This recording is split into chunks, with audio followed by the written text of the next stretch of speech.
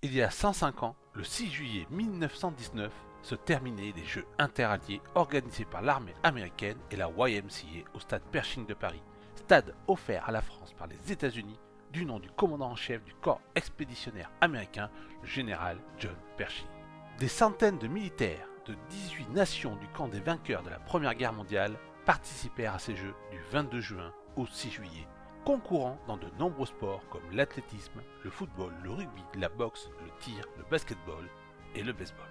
Pour ce dernier, le tournoi oppose deux équipes, les États-Unis et le Canada. Les deux équipes s'affrontent dans 4 matchs à partir du 23 juin. Les États-Unis remportent le premier 5-0, mais le Canada réagit en prenant le deuxième 2-1.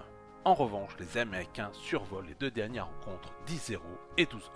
La dernière partie se joue d'ailleurs en clôture des Jeux et doit s'arrêter à la 7e manche pour permettre la cérémonie finale.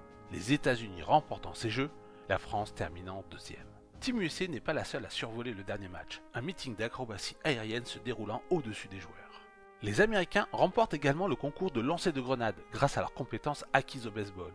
D'une manière générale, la presse française soulignera les compétences athlétiques des Samis durant la guerre attribuées au baseball.